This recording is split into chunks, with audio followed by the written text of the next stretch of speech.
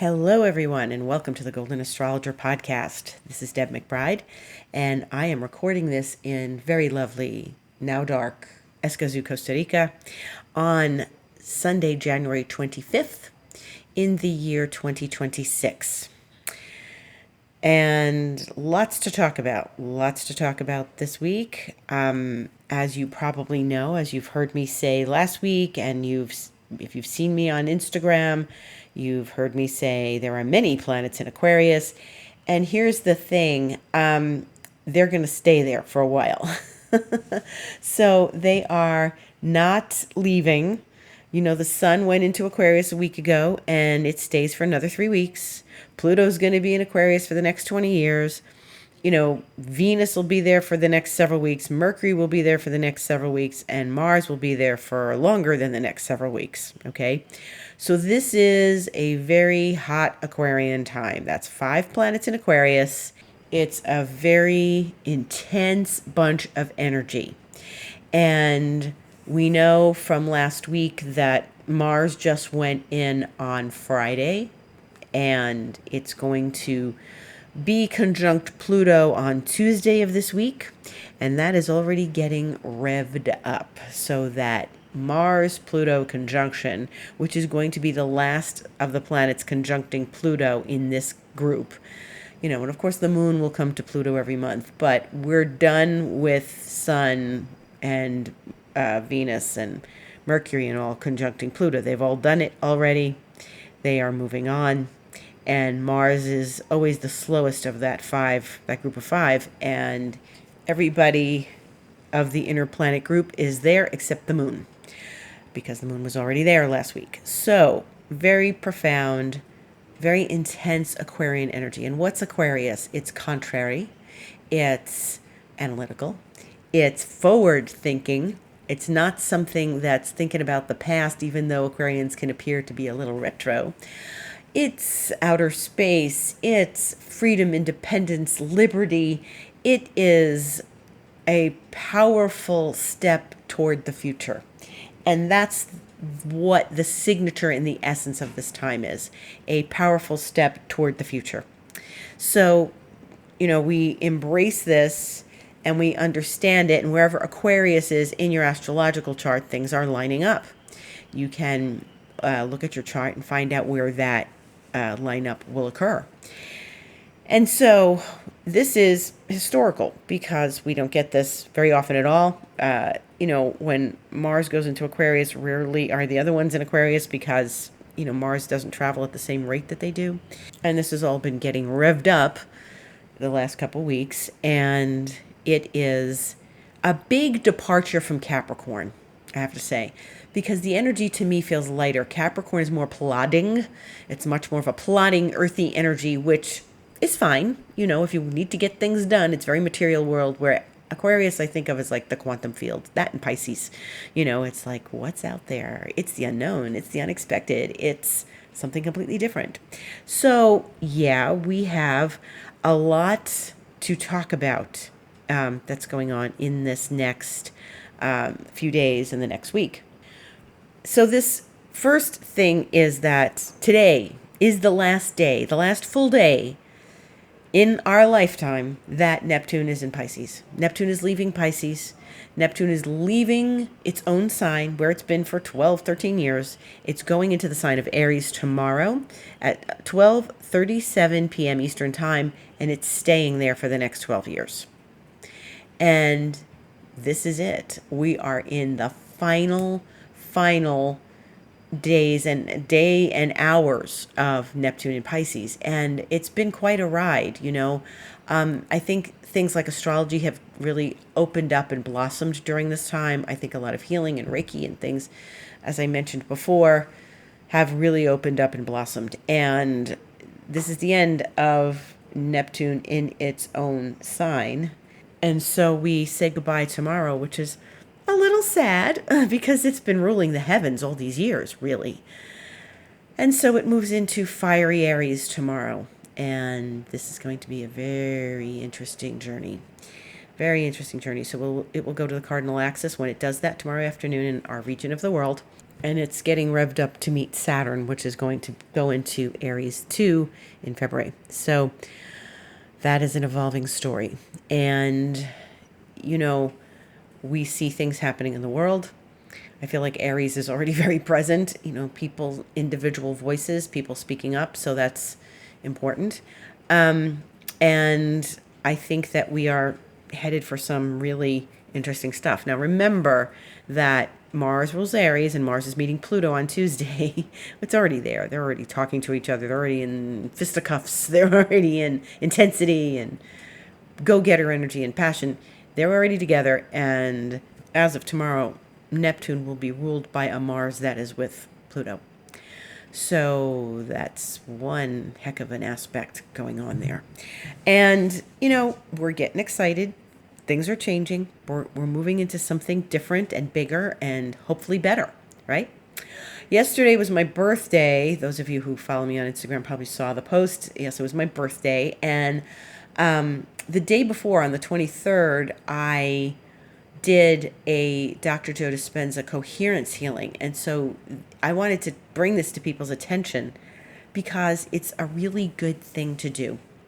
And, I like Dr. Joe. So I was really impressed with this particular one. I've done a bunch of them, but this one was particularly healing and very powerful.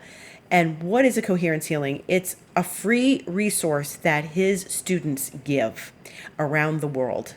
And a coherence healing can be obtained by going to his website, drjoedispenza.com, and going to resources and clicking, when the drop down comes, you click on coherence healing and it brings up all the groups that are offering this service. Now, you might pull down the drop down and go to the groups and see nothing's available, and that means they're booked. And that doesn't mean, like, if you don't see anything for like 3 weeks from now and then there's nothing for months, they only put them out when they're ready to accept new people. And that doesn't mean they're gone for 6 months. It just means that they just let a few out at a time. So you should go back and check regularly, like weekly or something, to see who's available for coherence healing.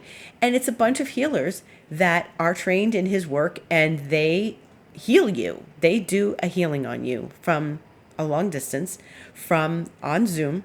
And if you saw his movie Source, It's Within You, you see how the healers have worked with people at his retreats. And when you go to one, which I haven't been to, you get a card that says healer or healee. And if you're a healee, the healers work on you. And if you're a healer, you work on the person to be healed. But that doesn't mean you're not getting healed, because obviously when you're conjuring up healing energy, you are getting healed too. So it's a lovely experience. It's free. I recommend it to anyone. And you just need to sign up and write a statement, an intention, and send a picture of yourself smiling. And it's all very positive. I felt so much incredible love during this healing. It was delightful and it was beautiful and it was misty, teary, and it was just so incredibly powerfully loving. And that's what they're there to do. And they say that. And the people that lead these groups are just so lovely.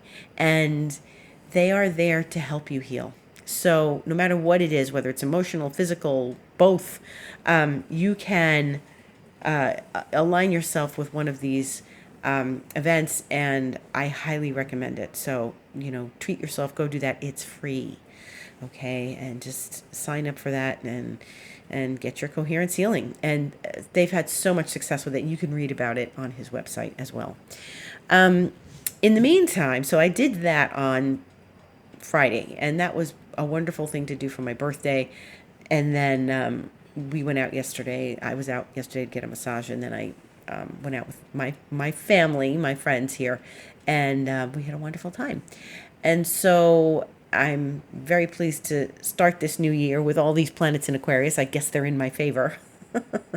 They're all passing over my sun. So it's been a jolt of energy for sure. And speaking of jolt of energy, last Monday, the 19th, the day after I did my podcast, when the sun entered Aquarius, or right before, a couple hours before, Venus and Pluto were meeting in Aquarius. Mars was trining Uranus, but later at night. And all of this was happening last Monday. Remember, I said Monday was pretty big, and we had a very shaky earthquake here. I don't want to say it was massive because there was no damage as far as I can see, but it was close to where I live. It was a 4.2, and it was close enough to make it feel like it was much more profound. And I couldn't believe it. I was sitting on the patio working on my computer, and I just ran off the patio because there's a roof on the patio. It's not just some empty patio.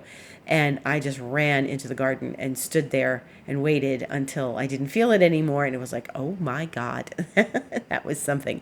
And it was not something that you never expect those things, but it was so intense. It was just close and intense. So that's how my new solar year is starting a few days before with an earthquake, a very powerful earthquake. Anytime we have like real Aquarian, Uranian energy, never fails. There seems to be some earthquake thing that happens.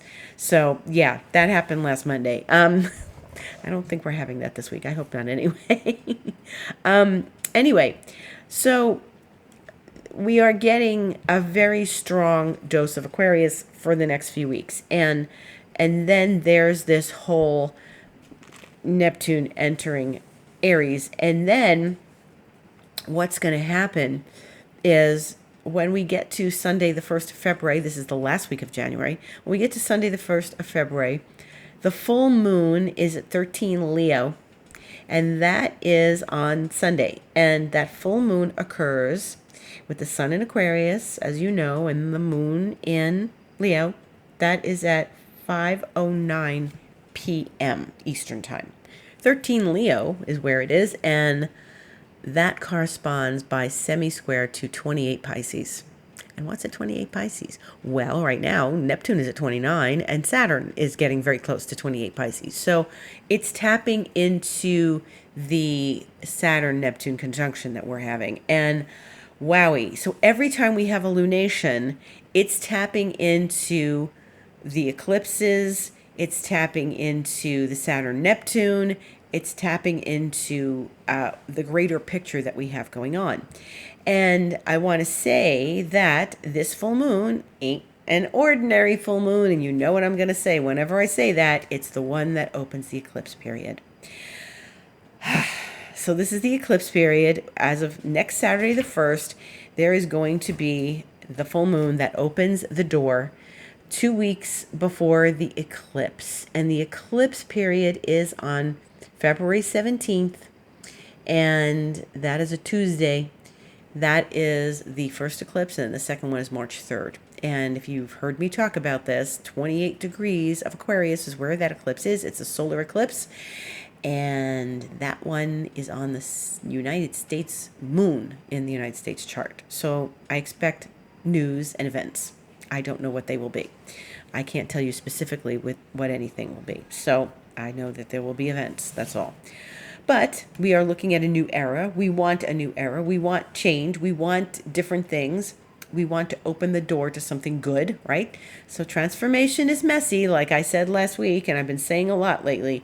And it's never going to be a simple, ooh, look, it's good. Hey, it doesn't work that way. But I will tell you that the pot is being stirred because Tuesday the 3rd, which is 2 days after that full moon, which is starting to look very beautiful in the sky, Uranus goes direct. Uranus goes direct. And this is a very powerful thing to have happen. Why? Well, it's the last outer planet to go direct. Jupiter's still going to be retrograde for a little while, but Uranus is important for lots of reasons. One, this is its last direct station in Taurus. Now, this is not this week, it's next week. But I want to give you a little preview of this because it's important. It's going to be stationing now. Uranus is stationing now. It will go direct 9:33 p.m. on Tuesday the 3rd Eastern Time. So Uranus is going to be leaving Taurus and going into Gemini. That won't happen for a couple of months until the end of April. I think it's April 26th. That's 3 months away. So that's when Uranus goes into the sign of Gemini and leaves Taurus for good. So this is it. This is going to be the third one that leaves for good of the bigger planets that stay places in a long time. So that's something important, right? That's one thing. The other thing is that Uranus is going to be squared by that eclipse. So when the eclipse comes, it's going to square Uranus, which adds a whole other flavor of Aquarius and Uranus to the eclipse. Okay, so that's pretty big. That's a big deal. And Uranus going direct shuffles around what we've got happening in the sky with 5 planets in Aquarius, which of course they'll all still be in Aquarius next week when Uranus goes direct. That's a mouthful, right? That's a lot of energy. So Uranus is going to make all sorts of stuff surface, and there'll be surprises and unexpected things. And there are going to be some moments when we realize that we're not going backwards. We're not going back. This is it. This is further on into history, into the next chapter of history, further into the future. We're not going back. And Uranus isn't going back into Taurus. It'll hang out there and it will leave. But, Saturn is going to leave Pisces, go into Aries, not to see Pisces again for 29 years. And we know that Neptune is leaving Pisces, and that's it for 165 years. So this is it, guys. We're moving forward in a major way. Once Uranus moves forward in direct station forward, it's going to start ringing the chimes of Gemini, and we're going to start seeing things in the house that holds Gemini for each of us. And so that's something important to pay attention to. But first, it's going to rattle the Aquarius room. It's going to rattle the Aquarius room. It's going to make that Aquarius energy shake, rattle, and roll. Okay? And we are going to have some, I think, more information about what's going to happen. But it won't be anything we expect. Remember, Uranus is the planet that is saying to us, expect the unexpected. And the one thing that you didn't think of, well, maybe this will happen and that'll happen. And if you thought of it, it's probably not going to happen. But there's going to be something that comes out of the blue, which is oh so Uranian. And maybe, I had one friend here telling me maybe we're going to finally, they're going to finally admit that aliens are among us. And I thought that would be great. Wouldn't that be great? It's so Aquarian. Aliens are among us. Yes, and here's where they hang out. And this is what they do, and this is where they're from. And finally, people have to accept that aliens are among us. But probably not likely. And I just said that, so I thought of it, and my friend thought of it, so probably not, because it's going to be something we didn't think of. And yeah, if a spaceship lands in your backyard, man, well, let's see what happens. This is unexpected energy with Uranus. And you want to be careful. Uranus flies off the handle, and anything in Aquarius can fly off the handle. And with Mars and Pluto this week in Aquarius together, you could fly off the handle. So don't do that. And please be careful when you're driving. My usual array of recommendations when there's Mars Uranus or Mars Pluto. So we're revving up here. Mars Pluto is already happening. I feel it, and you probably do too. And don't get angry with your kids. Don't get angry with your pet. Try not to get angry with anybody. And if you need to express your anger, go express it. Go yell outside. You scream into a pillow. Throw something across the room that's not going to break. Don't throw it at anyone. Just throw your pillow. Okay?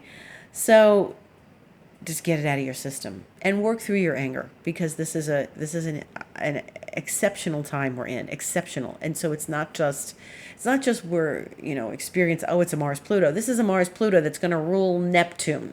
That doesn't happen ever, right? So Neptune is now moving into the cardinal axis, and it's going to stay there for a little while, and it's going to be this energy that's in Aries that is different than Pisces, and it's the warrior sign. It's the confidence sign. It's the sign that gets things up and stirring and moving. So yes, this is something profound. And if you are in Aquarius, you are so feeling all of this. You're ready to rock and roll. If you're a Leo, you're feeling this because it's opposite you. So maybe the people in your life bring it to you. If you are a Taurus, you are getting this really in like your career area, and maybe you're restless and you want something new in your career. And if you're a Scorpio, you're getting this at home. So maybe there's something happening in your home or your family that's shaking things up, and that's where all this Aquarian energy is for the fixed signs. You are a fixed sign, you're feeling this, okay? Because it's a stress to the other fixed signs. It's a square or it's an opposition, like in the case of Leo. But it's a conjunction for us Aquarians, and we have to be able to navigate this very well over these next weeks, okay? And eventually, Mercury will go first into Pisces, and that will be in February. And pretty quickly, because it's going to retrograde in February. So it'll go into Pisces and then do its retrograde thing late Pisces. And everything is going to hit that eclipse point except for Pluto. The sun and the moon obviously will be the eclipse, but Mercury will pass over the eclipse point before the eclipse happens. Venus, Mars, eventually Mars will do it after, but it will be a very triggering experience. We're going to start getting pieces of information. It's not like everybody's in a different sign in the eclipses in Aquarius. It's everybody's in Aquarius, and they're all going to give us a piece of information, and Mercury's going to go first, right? Very interesting, 17th of February. And the 18th of February is the birthday of an Aquarian who is in popular culture and has been there for many years. And I think that this Aquarian is the most Aquarian of all the Aquarians. And I think that this Aquarian, when I think of Aquarius, I think of this, other than myself, I think of this person, and that would be Yoko Ono. She's going to be 93 on the 18th of February. Her sun is so close to not being an Aquarius, almost Pisces, but she's indeed an Aquarius. And she is the epitome of what is called the anaretic degree of Aquarius, which is that last degree, which is like Aquarius boiled down to the juice, the essence, the stock broth, the flower essence, essential oil of Aquarius. It's all contained in Yoko because she's so Aquarian and such an avant-garde force, and has been her whole life.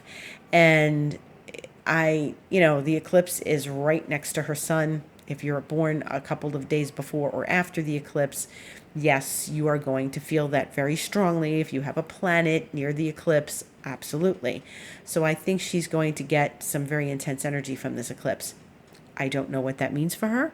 I hope it's good for her. She's going to be 93, so that's very intense. It's intense age. It's amazing that she's had such an incredible life. Not all good, obviously, and she is so Aquarian, and she is so representative of, the Fluxus movement and the avant-garde, and I think it's so very interesting that she's going to receive this eclipse at her 93rd birthday. So yeah, that's something I thought of. I'm always thinking of people born around these times, around these eclipses. So very profound.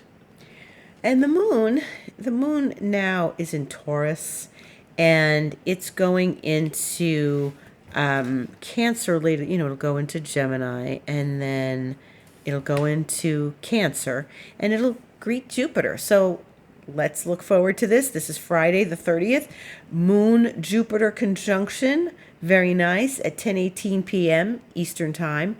That's a bright spot in the week. So that's a night when everyone's going to want, mashed potatoes and spaghetti and chicken noodle soup and carbohydrates and yummy things that give comfort. That's the nature of a Cancer moon, but it's also the nature of Jupiter being in Cancer, which is its exaltation. And when the moon and Jupiter come together in Cancer, as they do every month, we may, do a little picnic, or have a little cooking event, or have something that like warms the insides. Or you might visit your family and look at old photographs. It's a bit nostalgic. It's reminiscent. It's really lovely when the moon and Jupiter come together. And that's a bright spot in this week. Not that having, you know, Venus and Aquarius isn't a bright spot. It's very freedom oriented. It's very liberating and stuff. But this is something a little more cozy that we can get next to, right? So, maybe you want to go get some chocolate, which is what I did last week.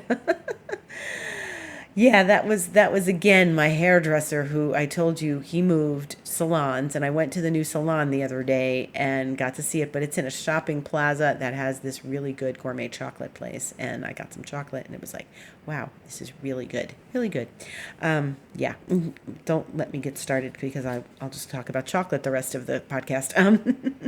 But now we want to get excited. We want to prepare ourselves. We want to connect with what's going on for us during this time and understand if you do feel anger, maybe you won't process Mars Pluto as anger. Maybe you will process it as get up and go motivational energy, and maybe that'll really bring you something powerful and positive in your life. Depends on where it's landing. And maybe what you're going to feel this week is a real burst of energy and positivity and being able to go to the next level with yourself, which is really what Mars and Pluto want us to do. Go get it. Take a bite out of life. Go out and make something happen. And a lot of times we get stuck in the dark corner of Pluto in the basement. The dark corner of Pluto in the basement, and we get caught up in our head and our analysis and our our fight with ourselves and from the past, and fight with people from the past who aren't in our lives anymore. So please watch out for this energy. Please use it constructively and wisely and positively and optimistically. The moon will go into Gemini on Tuesday, and that's another air sign, as you know, and it will trine Pluto and trine Mars on Tuesday evening in the Eastern Standard Time Zone, and that's really helpful. It's going to go into Gemini at 3:55 p.m. Eastern Time on Tuesday the 27th, and it's really going to give us a boost of, thinking our way out of these kinds of conundrums that we might we might have crossing our path, right? So that moon in Gemini is really something that's going to benefit the planets that are in Aquarius. And I think that's going to help smooth things over a little bit while the Mars-Pluto conjuncts. And also then moon will move into Cancer, like I said, go to Jupiter, and then eventually it will go into Leo on Saturday, the 31st of January, the last day of January. The month is ending. The first month of 2026 is finishing. My goodness. So on the 31st, moon will go into Leo and then eventually be full on Sunday, the 1st. And we're going to get to see what surfaces as a result. Remember what I said on Instagram and then here before. Remember that pointing a finger does not get us anywhere. We have to look at the situations that are going on in the world, which are very complicated and very difficult, as the transformation that's going to bring a new day. And we have to look at these situations as being much bigger than a person causing them, because it's so much bigger than that. It's historical. And so we have to be aware. We have to be aware of, our own thoughts. Where are they coming from? Who are you really angry at? You're angry at your parents, your spouse, your goldfish? Who are you really angry at? And, take time with that, own it, be present for it, and get it so that you don't feel like you are going to get into a horrible argument with someone this week, okay? It's really important to be loving. So go get that coherence healing for free and let that love surround you in your life, and definitely allow yourself to be open to love and to peace and to connection with your fellow members of this earth. Okay? And in the meantime, if you want to connect with me and get an astrology session, well, that would be great. And you can have Reiki, you can have astrology, you could do expansion mentoring with me, and I will get you through the next bunch of months, because that will help define and redefine your life. And we can do expansion mentoring 3 months, 6 months, 12 months. And, you just need to go to my website, thegoldenastrologer.com, and click book online, and that will take you to the page where you can book a session with me, and we can see what's going on for you, so that we can make something new of this energy. We want to use this energy wisely, right? We want to take it to the next level in our lives, okay? We don't want to just curl up in an angry ball and not respond to something that could really change our lives. We all want some change, right? We all want something to change, whether it's money or love or health or peace or something. And family, you want something to change. So let's take this energy and use it wisely, and come join me in session, and I would be delighted to see you. Thank you so much for listening. This is the Golden Astrologer Podcast, and I am on Instagram, the Golden Astrologer, and I hope that you have a beautiful week. Gratitude for listening, and I will see you on the internet. Much love and blessings to everyone.